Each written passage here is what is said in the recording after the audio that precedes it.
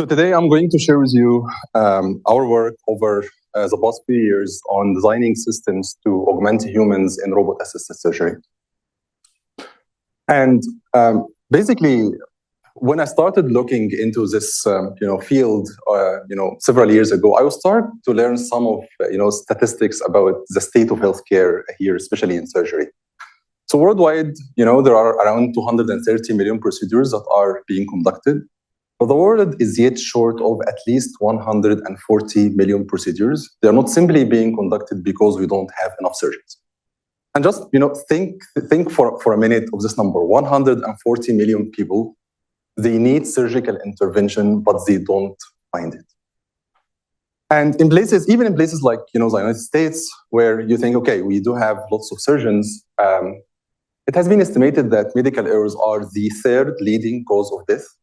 Right after cancer and heart disease, and well before stroke and car accidents, killing around 250,000 Americans every year. Unfortunately, 40% of these errors happen inside the operating room, and 50% of the surgical complications resulting from these errors are simply avoidable. So really, the mission of my research over the years have been to contribute to solving this problem by designing systems to augment humans in robot-assisted surgery, focusing on two instances of the human skill augmentation spectrum, if you will. So the first one is, during skill acquisition, where I've been designing interfaces between surgeons and surgical robotic platforms to improve the motor skill learning aspect in surgery. And this has application in things like surgical training and surgical skill assessment.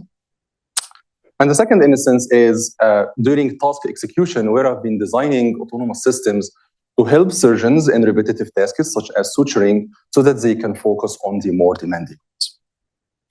And I do all of this focusing on a particular paradigm in surgery called robot-assisted surgery. And for those of you who are not very familiar with that, you probably will be more familiar with the open surgery paradigm, where this is a classical case where the surgeon in abdominal surgeries would make this large incision in the patient abdomen. They would use their bare hands to interact directly with the tissues. They have direct line of sight, to what's happening inside the patient abdomen. But there are some disadvantages to this kind of way of doing surgery, mainly, requiring longer hospital stay and longer recovery time. And this, in part at least, was a motivation for the next paradigm in surgery, which is called minimally invasive surgery. And in this case, instead of making this large incision in the patient abdomen, surgeons make small incisions in the patient abdomen, through which they insert cameras to give them a view of what's happening inside the patient abdomen. And the other incisions are used to insert surgical instruments to deal indirectly with the tissue. And one sub-paradigm, I would say, from minimally invasive surgery is robot-assisted surgery, which is the focus of this talk. And what you see here is the video is, one of the most commonly used systems in this area. It's called the Da Vinci Surgical System, developed by Intuitive Surgical down here in Sunnyvale. It's a leader-follower system where the surgeon essentially sits here. This is called the surgical piece. And the surgeon controls these, in this case, 4 robotic manipulators. And this is where the patient will lay down, and they would make smaller incisions through which they would insert the surgical instrument and the camera. At the distal end of these instruments, you can see a multitude of surgical tools to be used by the surgeon. And through this eyepiece, the surgeon can see a 3D stereoscopic view of what's going on inside the patient abdomen in this case. And they would use these hand controllers to essentially teleoperate the robotic manipulators at the patient side. These robotic manipulators, as you can see here, copy the motion of the surgeon with some added layer of functionality, such as tremor reduction and motion scaling for more precise motion. And as Patrick mentioned in the intro, in 2024, this particular system have been used in 2.5 million procedures and counting. And there are many other systems that are entering as a market and getting FDA approved every year.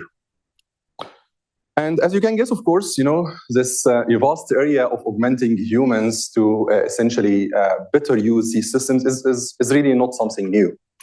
But really, our main key observation of what has been going on in the field so far is that what really happened in robot-assisted surgery is that it mimics what happens in the open surgery case where we don't use a robot through smaller incision. And in my opinion, there is a missed opportunity here because by thinking of robots as a replica of what should happen in an open surgery setting, we ignore many of the robot's unique capabilities. And let me give you a couple of examples of what I mean by that. So from a design perspective, most of the systems out on the market would have only one robotic manipulator. In this case, it's basically this black one that's holding one camera for the surgeon. And this replicates open surgery in the sense that in open surgery, you have mainly one main surgeon. They have only one pair of eyes. And the replica of this one pair of eyes in robot-assisted surgery is this arm. But obviously, a robot, right, because it's fundamentally a different entity than a human, can have more than one pair of eyes. And this, of course, can be helpful for so many things, mainly to provide better situational awareness of what's happening inside the patient abdomen to the surgeon. And even in more forward-looking kind of research towards automating some of surgical tasks. So this is an excellent work from Jacob Rosen's group at UCLA, where essentially they automate on a tissue sample here the task of suturing. But if you basically watch this video closely, you'll find out that it's only one arm that's moving while the other arm is waiting for it to finish, and then they switch. And obviously, a robot can move, can have basically multiple arms moving at the same time, essentially. So really the key observation or the key insight, and this is really the main message that I would like to leave with you today with my talk, is that robots have unique capabilities that are sometimes fundamentally different than humans. And what I'm going hopefully to convince you today, I hope to convince you with today, is that leveraging these unique capabilities can essentially help surgeons to essentially increase and augment their skills in robot-assisted surgery. And through the rest of this talk, essentially, I'm going to walk you through 4 examples of these kind of unique capabilities. You'll find that they are surprisingly simple, but I hope to convince you that they can be surprisingly also effective. And I'll walk you through how we leverage those for our work. The first one, as I alluded to, is the very idea that robots have more than 2 arms, unlike us humans. The other idea that even if we are talking in the realm of 2 arms, robots can focus on 2, sometimes more, different locations simultaneously without having cognitive overload, like many of humans will do. Robots can have more than 1 pair of eyes, and even for this one single pair of eye, we can play with the distance between the 2 pupils of the eye, between quotes, of the robot. So I'm going to go through those one by one and basically hopefully convince you that leveraging those unique capabilities can be very, very helpful and has huge potential in robot-assisted surgery. So let's start with this very idea that robots essentially have more than two arms. So a typical surgical system like the Da Vinci here would have 4 robotic manipulators. And this is right now. And the way this is being used right now in surgery is that all these robotic manipulators are singularly controlled and teleoperated by the human surgeon. And this happens through a switching control system. If the surgeon is pressing a foot pedal, then they can control the extra robotic arm, so arm number 3 or the camera arm.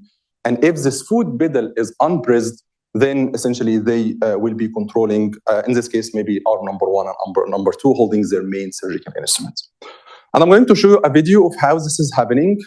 Some of you can find it a little bit more graphic, so I wouldn't bother if you just shy away for just a minute, but I'll keep this very, very short. So this is a video from a partial nephrectomy task, where essentially the goal here is this is the kidney. The surgeon is going to use the 3rd arm to hold an ultrasound scan to find out where the tumor is inside the kidney. And they can see here basically the view from the ultrasound scan.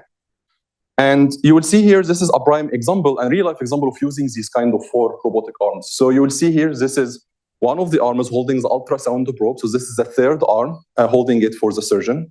And they are searching for where the tumor is. And any change you would see in the view is resulting from the surgeon teleoperating the arm holding the camera. And that's why you can see the change of the view. And if you watch this again, you will find out that there are multiple uses of this extra robotic manipulator. So here it's being used for the ultrasound scanning, but just in a moment, it will be used to move one tissue out of the way of the surgeon, something called tissue retraction, which you are going to see right now.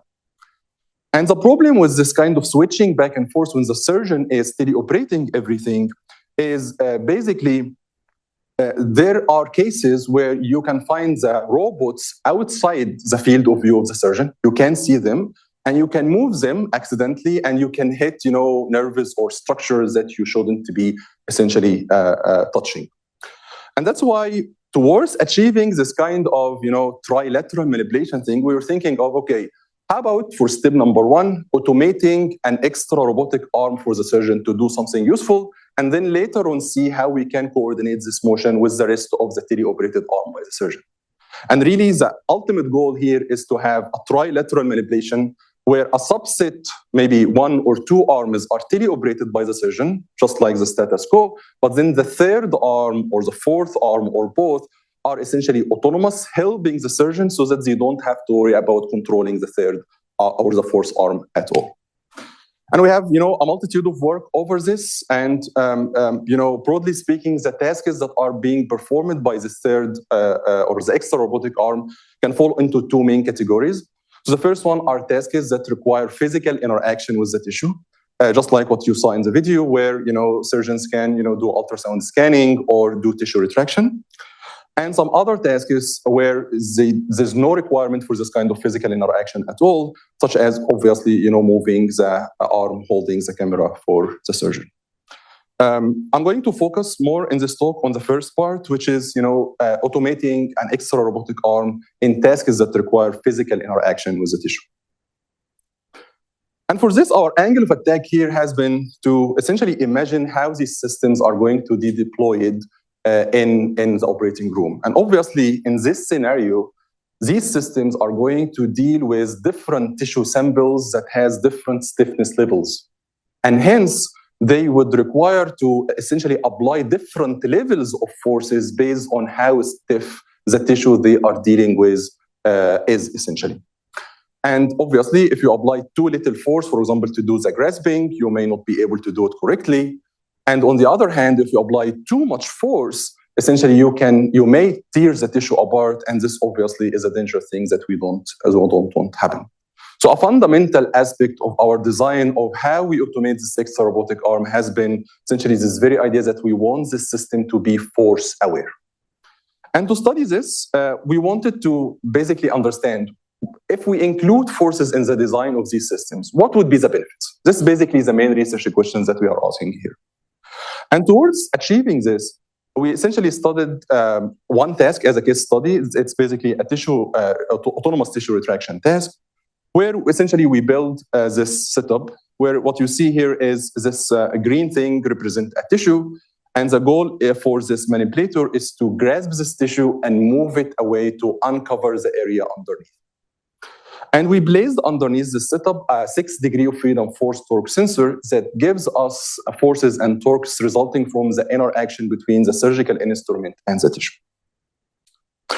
And we followed a data-driven approach in this project where we used imitation learning in particular. And here we leverage, the idea that during robot-assisted surgery, what really happens is that you place a computer system between the surgeon and the patient, meaning that you can essentially record everything that happens in surgery. So how surgeons move their arms, what forces they applied with the right sensors, their eye gaze, what they were viewing essentially in the scene. So you can collect all this data. Essentially, we are digitizing surgery. So this is exactly what we leverage here. So we collected data, in particular, the kinematic data, how the arms move, the vision data, what the surgeon sees during the performance of this task, and the force data from our force torque sensor. And in particular, the imitation learning architecture that we used was the action chunk transformers that was developed by Professor Chelsea Finn and her group here at Stanford. The inputs to this essentially architecture is the views from the left and right camera. Remember, we do have two cameras in the surgical robotic platform to provide a 3D stereoscopic view for the scene. We also, as inputs, use joint angles of the arms. And we also use the 6 degrees of freedom forces and torques from our force sensor. And the goal for this action chunk transformer architecture is to predict how the extra robotic arm should move in the next k time steps. And to do so, it's an imitation learning thing. So we collected demonstration from a human using in this case, the Da Vinci surgical system. All in all, we collected 60 demonstrations over 1 hour. And we use this architecture to train 2 policies. The first one we called a force policy, which basically I've just described, that uses forces as part of the input. And the other one, we call it the no force policy. And this is exactly the same one as before, except for that we don't use forces as part of the input of the architecture. And here's in this video, you can see one successful autonomous execution by one of the force policies that we trained. And on the right, you can see here the real-time reading of the forces. You would see a spike when contact happens.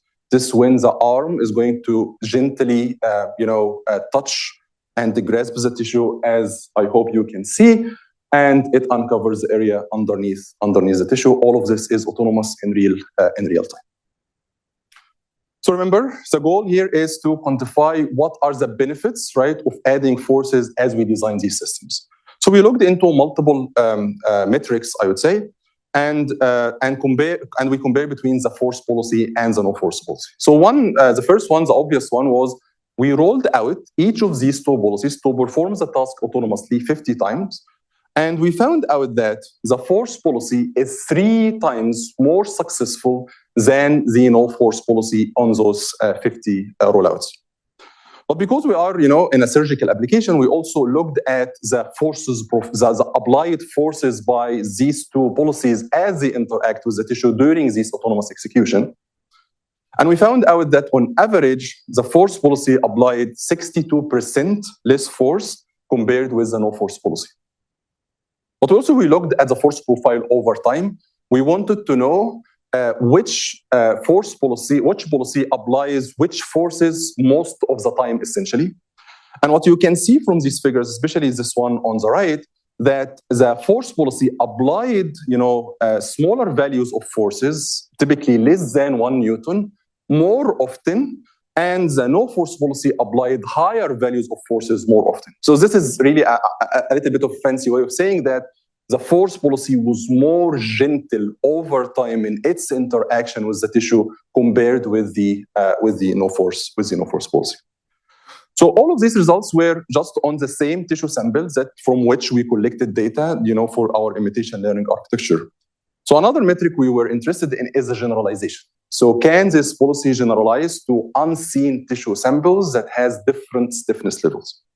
And what we did is that we essentially designed those, visually looking the same kind of tissue samples, but their stiffness levels are different.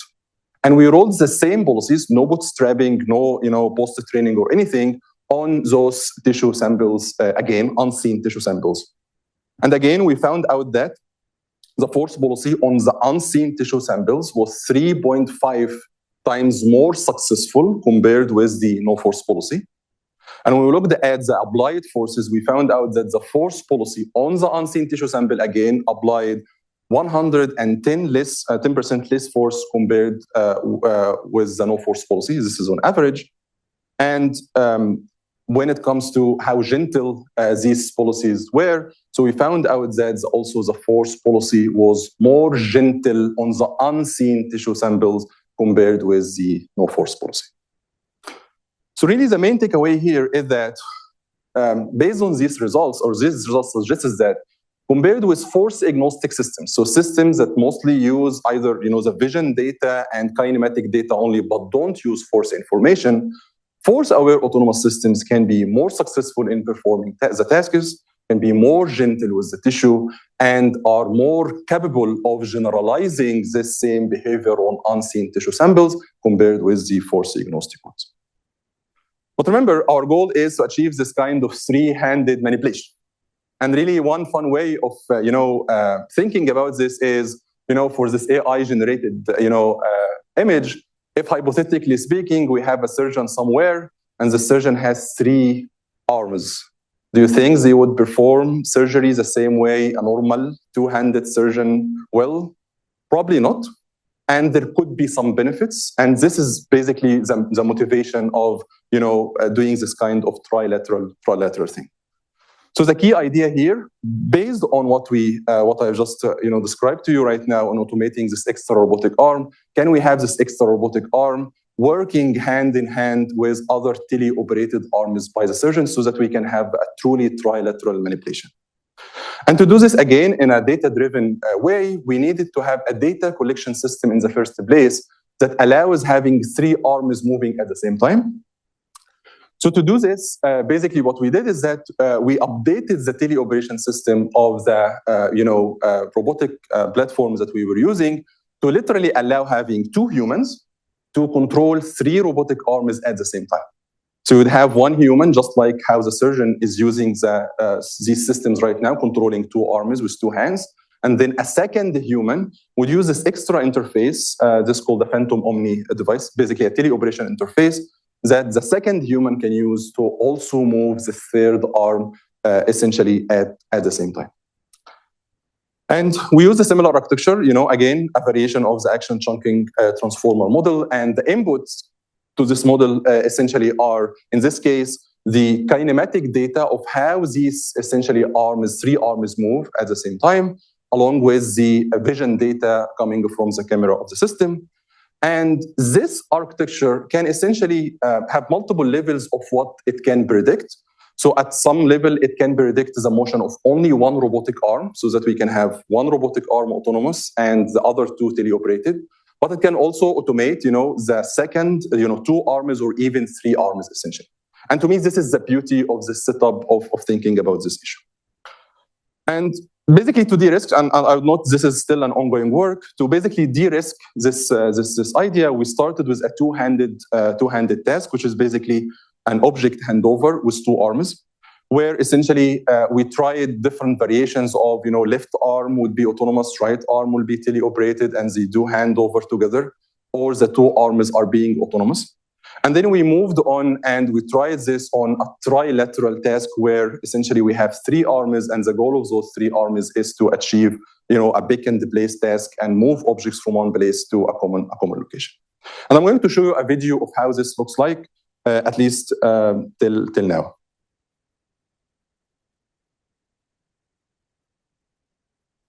So this is a demonstration, basically. So one arm moving the other, moving the object, handing over the object from one to the other.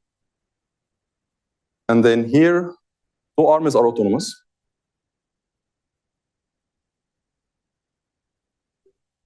This one. And I like here, it's, trial after failure. This all in real time. And then here it's more collaborative. So the left arm is autonomous, the right arm is teleoperated. All successful. And then this is where we are still, developing stuff. So this is the three-handed version. So this is the demonstration. And then here, the middle arm is autonomous. And you can see it's struggling to do even the grasping. And then we switch it. The arms on the side are now autonomous, and the arm in the middle is teleoperated.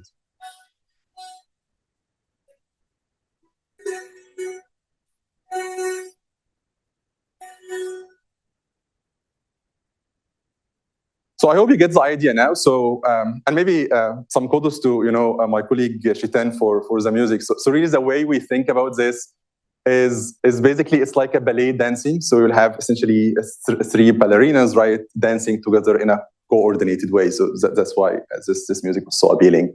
But really the main idea here that I want to leave you with is that now we do have a setup where essentially we can play with these kind of possibilities, right? We can have a fully autonomous system on one end. We can have a fully teleoperated system on the other end, and we can test multiple cases in the middle. So one arm autonomous, two arms teleoperated, or vice versa. And this allows us to investigate things like which arm should be teleoperated in this particular task, and which arm should be autonomous. And within it's an individual task, which part of the task should be automated and which part should be tele-operated. So we did the same also, so this was more successful, but no more fancy music here. So this is basically a two-handed version of the handover task again. So here, as a left arm is a tele-operated, so right arm is autonomous, and you will see that the handover has been successful.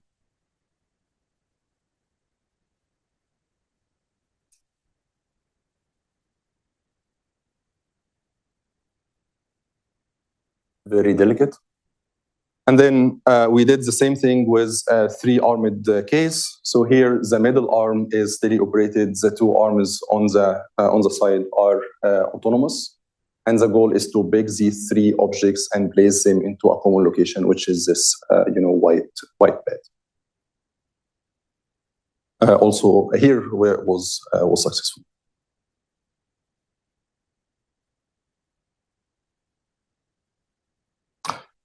Cool. So really the main takeaway here is that, ACT, like, other possible architectures, could be potentially used not only for two-handed tasks, like what most people have been using them, but also for three-handed tasks.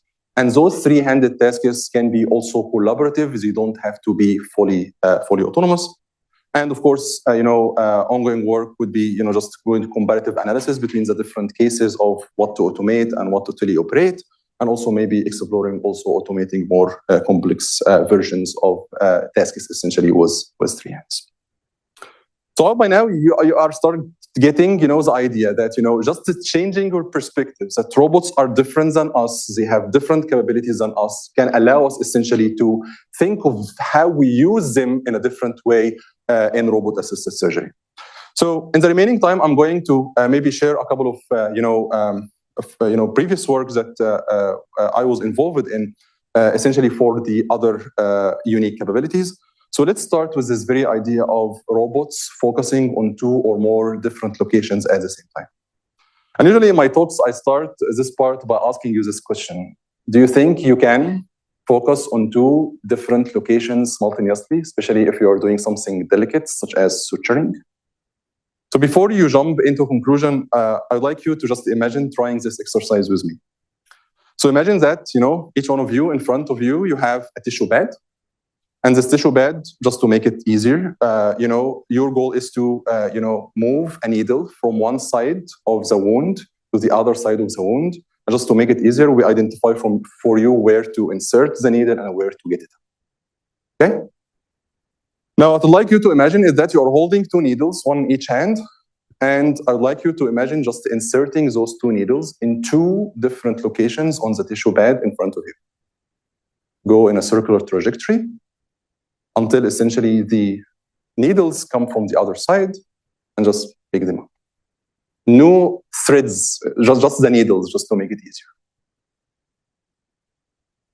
So if you are like many with whom I personally tried this exercise, you will find out that it's at least not very trivial for us as humans to focus on two different locations at the same time, especially when we are dealing with something as simple as, or something like, inserting needles. But robots do not have this limitation. So robots with two hands, just like us, maybe they don't have this kind of cognitive limitations that we humans have when we focus at two or more different locations at the same time. And if you're wondering how this video, or so basically how this exercise can be executed in a simulated environment by the robot, so here is one possibility. So we refer to this as parallelism in autonomous robotic surgery, because really the idea here is to have multiple arms moving in parallel in two different locations. And the goal here is that we have 6 throws. The first 3 throws are assigned to the first arm, and the second arm is assigned to the last 3 throws, and they move in parallel, as you can see. And obviously, this is fundamentally different from how humans are performing these kind of tasks. But there are some byproduct advantages of setting the task in this way while automating it. Mainly, for example, here, because each arm has its own its own workspace that's not intersecting with the other arm's workspace, we by design eliminate the possibility of collisions. Another part here, this way of doing, the needle does not require the handover of the needle between one arm to the other, something that can be very, very difficult to do. It's a research problem and so on. So this is basically the parallelism idea. So we wanted to say, before evaluation, so what's happening under the hood here, unlike the previous couple of works, there's no machine learning here. We simply set the execution, the way the autonomous execution is happening, using a state machine, as particular version of state machine, something called hierarchical concurrent state machines. Basically, it allows having state machines and sub-state machines, and hence the word hierarchical. And those sub-state machines can be executed in parallel, and hence the word concurrent. And to evaluate, this way of performing the task, we compared it with sequential two-arm execution, where one arm have to wait for the other arm to finish, just like the work I presented at the start. And as a baseline, we compared it also with a single-arm execution, where we have only one arm performing the task on its own. And we let each of these cases to perform the task 20 times, and in each time we randomized the pose of essentially the tissue in the simulator. And we compared between the three based on how fast they can perform the task, so based on completion time. And as you can guess, our proposed execution model was almost twice as fast as the other two execution models. So really, this is another demonstration that when you are thinking about autonomy in surgery, you don't have to limit yourself to the way humans are performing tasks. Essentially, maybe by, again, leveraging, in this case, the capability of robots to move multiple arms in parallel and focus on two different locations at the same time, maybe we can have something better. Another thing that's basically favorite to me is that by having multiple arms now move, we essentially open up surgical robotics as one application area for a more established specialty in robotics called the multi-robot systems, that basically concerns with essentially how you can coordinate the motion of these arms, how you can do task allocations, how you can avoid collisions. So we explore now the very idea that robots can have an extra robotic arm and how this can be useful. And even with two arms, they can focus on two or more different locations, and also how this can be potentially useful. Let's now shift gears a little bit and talk about a little bit of the vision part of the robot. So as I mentioned, robots, unlike humans, can have one pair of eyes, more than one pair of eyes. And really, this line of work, and still going on, was really inspired by some interactions with some surgeons who told us that existing cameras in systems like the Da Vinci system has limited degrees of freedom. A typical arm holding the camera like this one basically can move only in 4 degrees of freedoms. And we were told that there are cases where there are areas in the scene, surgeons would love to view it maybe in a better way, but they can't because of the limited degrees of freedoms of the arm holding the camera. And this happened in multiple cases, such as the partial nephrectomy, where I showed to you this graphic video, and I apologize for this again for those who find it a little bit more graphic. So what happened is, basically developing this work, literally, we basically use our key insight that robots can have more than one pair of eyes, and to fill this kind of clinical opportunity, essentially. And we literally designed an extra camera for the surgeon that can be used, can provide an auxiliary view to what they can see using the existing camera of the system. And the design of the camera, we call it a pickup camera design. And one intuitive way to think about it is it's basically a cylinder. This cylinder is inserted vertically through the same incisions through which we insert the same surgical instruments, so that essentially, technically speaking, we do not, disrupt the surgical workflow in a sense. And once it's inserted into the patient abdomen, it can be picked up by the surgical instruments through this special mating surface. It has been designed in a way that allows having a known and rigid transformation between the coordinate system of the tool holding the camera and the coordinate system of the camera itself.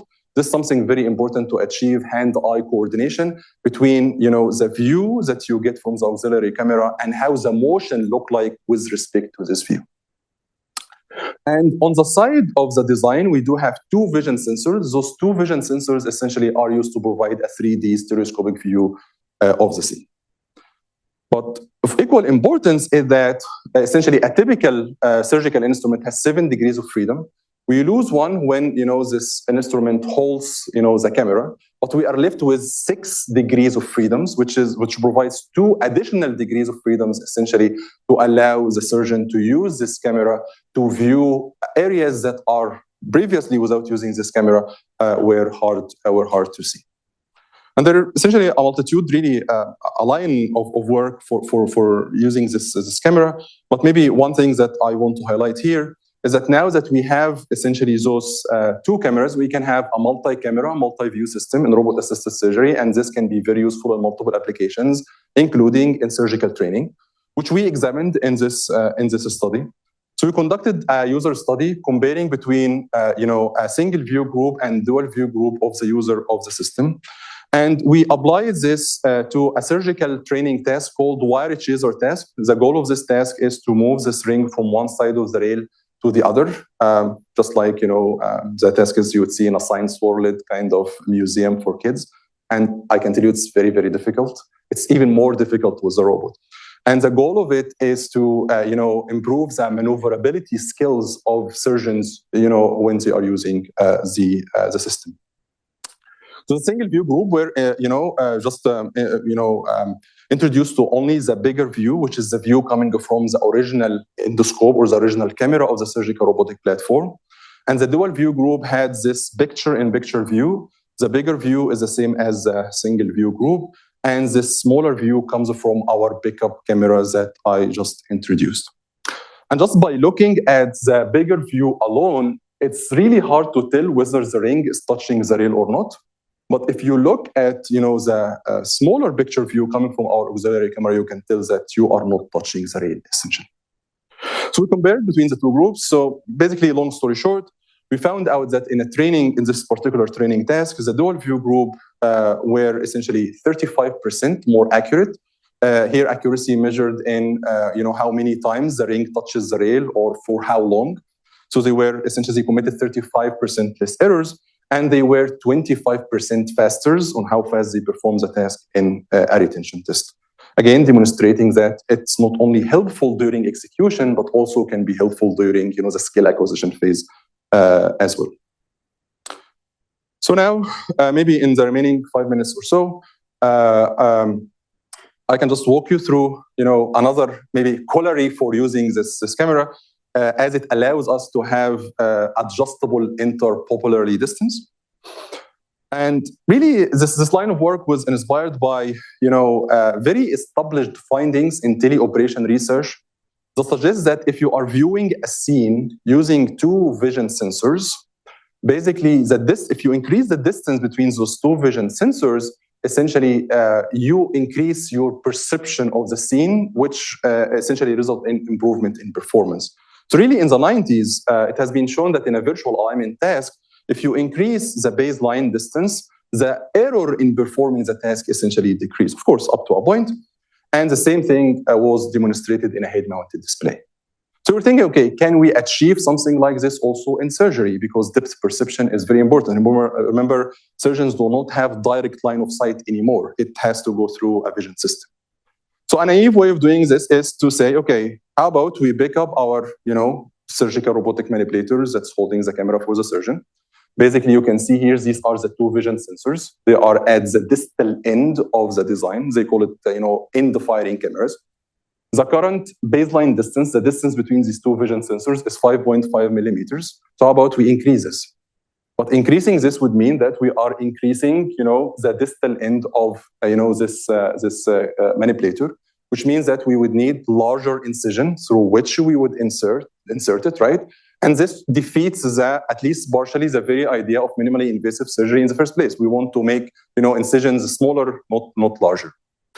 And here comes, one of the beautiful things in my view, of course, of the design of our pickup camera. So remember, it is a cylinder. It's inserted vertically, right?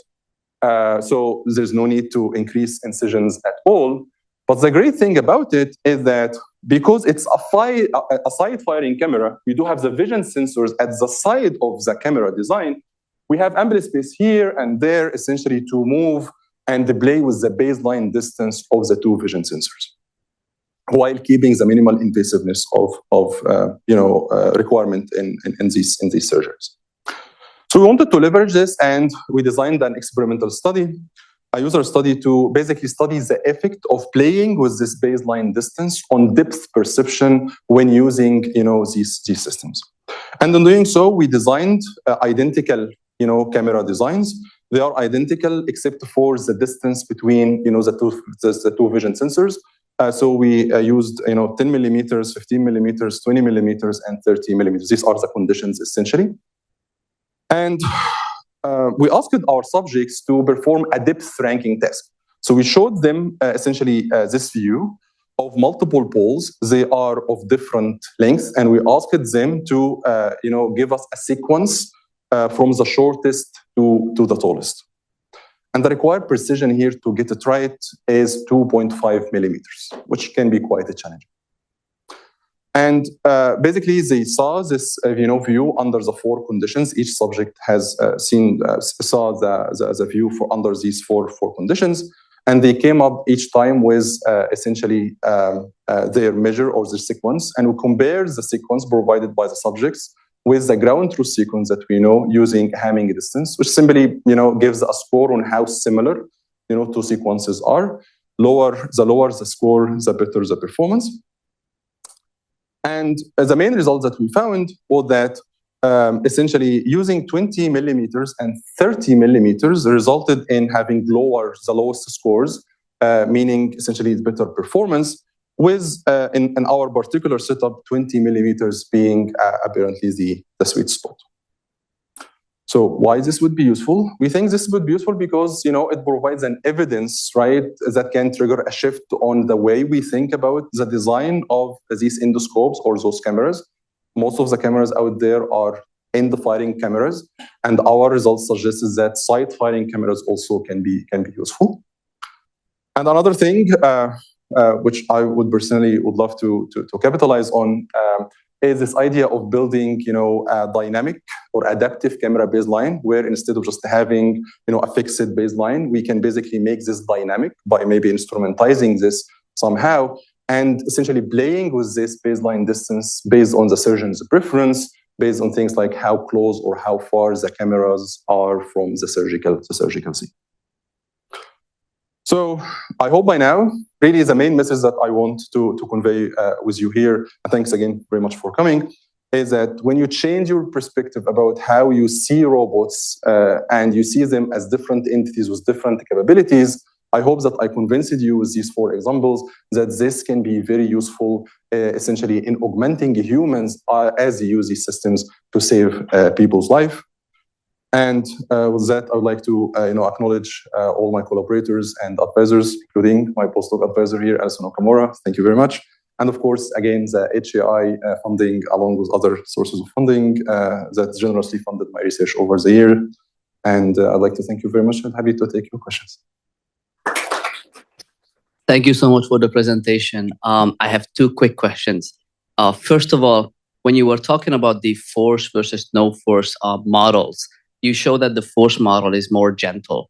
However, is there evidence that also proves that a more gentle model is also has better outcomes when it comes to patients? That's the first question. The second question is regarding the pickup camera. So would this third arm be AI assisted, or would this also be something that the surgeon would control? Okay, so maybe let me start with your second question. A quick answer is your quick question. So right now it is, or at least for what I provided, it is still teleoperated by the surgeon, but we do have ongoing work to automate this. But it's mostly based on how you understand the scene. So it's more first principled approach rather than a data-driven approach. So this is for your second question. Your first question was, if I understood correctly, that low forces has been proven clinically that it is better for patients. Was this your question? Yeah, so basically, there has been surveys of what is the optimal forces that good surgeons use when they are dealing with these kind of tissues. So I wouldn't say low is always better, right? Sometimes, especially when you are so sometimes they would move a complete structure, I don't know, the stomach or the liver, right? So for this, you need to apply more forces. And really the goal for this work was to use the right amount of forces, be it the higher end or lower end. It really doesn't matter. It happens to be on the lower end in this particular case because of the particular choice of the task we are using, I think. Does that answer your question? Thank you. Please. Yes, first want to second, this is super exciting what you're up to and wishing you a great deal of luck with it. I had also two questions. First one is you brought up all the kind of complications and deaths that come from surgery. And I wanted to understand if when you were targeting these types of automations or robotics, did you do kind of a failure mode analysis and classify those errors? And then you're kind of targeting with the solutions you're proposing, like where the biggest bang for the buck on the errors is, or it's kind of independent. You're just looking at where robotics could be used in surgery. It's independent of that. So that's kind of the first set of questions. Mm-hmm. Second one is there's lots of other things going on in robotics and AI and developing models to, have robots work in the, whatever the three-dimensional world and things like that. Are you also borrowing from those other findings, those other models? Although maybe your use cases is, it's not like driving a car. It's not like working in a warehouse. But I'm wondering if there is some borrowing that can be done in your domain as well. Yeah, excellent question. So the first one essentially was, did we do like error analysis before we jump into the projects we do, or this is like an opportunistic kind of thing? And I would say in my research career, it has been a mix of both. So obviously the pickup camera thing was basically inspired by, interactions with surgeons.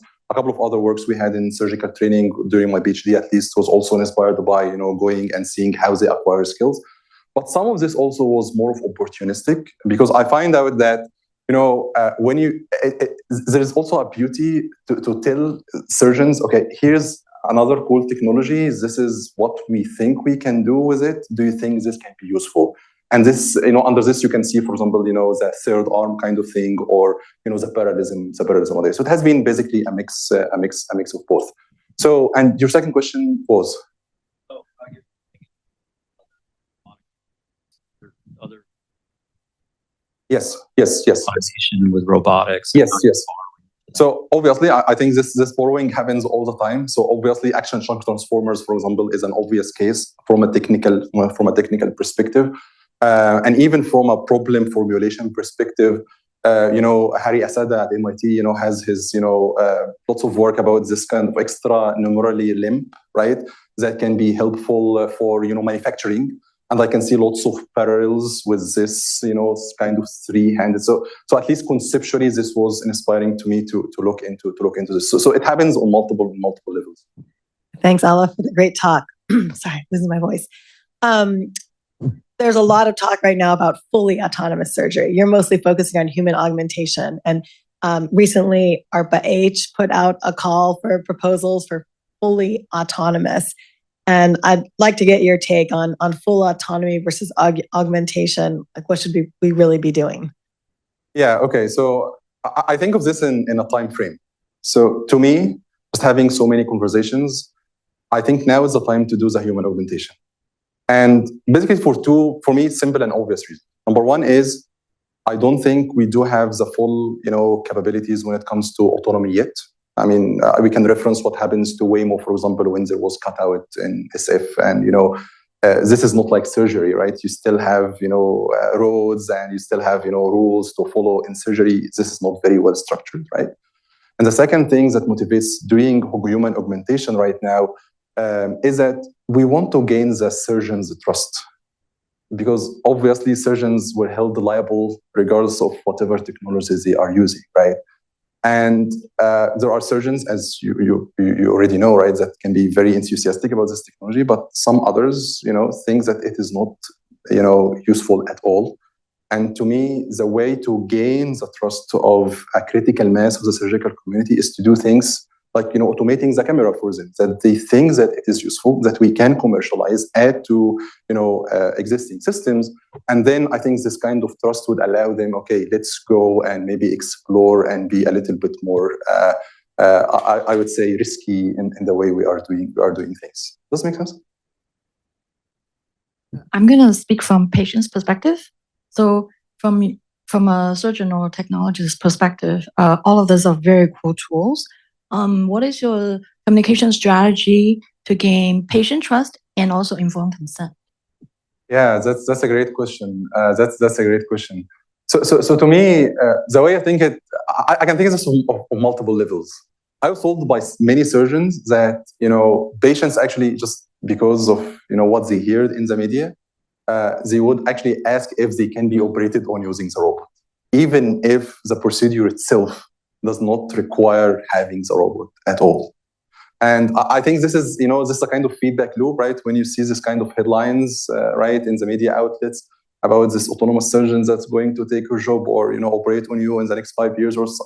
So people believe in this, but I think researchers working on this have the responsibility essentially to just be forthcoming about what's the capabilities of this technology. Which leads me to the answer of your second part: how to gain the patient trust is basically through having a great patient outcome, right? So if it's well documented that when these things comes to fruition, in the coming few years or so, we improve the kind of outcome, then by all means, I think this would be from a patient perspective is what they are looking for. After all, this is what they are doing surgery for, right? So again, it's basically a patient outcome kind of thing. So if we can demonstrate that these kind of technologies has a potential and can actually improve the patient outcomes, this is where we can get the trust both from the patient and the surgeon. I'm going to take advantage of having the mic in my hand. I am curious about what questions you are most interested in exploring next. And along with that, where do you think others should also invest their time as well? What are the things that people aren't, pursuing right now as research projects that you think are, understudied at the moment in this field? All right, that's a great question. So I think to me, one of the underexplored questions that I myself will be very interested in looking into is this question of what to automate.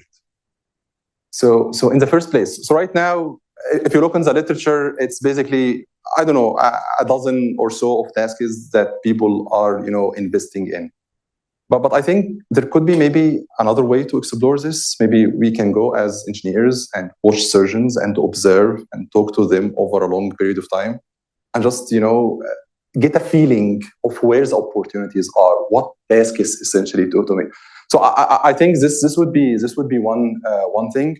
I would note also another exciting thing still is how far can we take this kind of data-driven approach in robot-assisted surgery? And I can highlight here our involvement, with Alison, of course, in the OpenEdge Embodiment Initiative, which is an initiative between NVIDIA, Johns Hopkins, and Technical University of Munich that we are involved in, along with many other groups, where the goal is to collect so many data from surgeries, different levels, so tabletop, clinical, trials, and all these sort of things, and ask this question: can we build a foundational model that can be useful for robot-assisted surgery? So this is really an exciting endeavor that we are contributing to, and I very much look forward to see how far we can take it.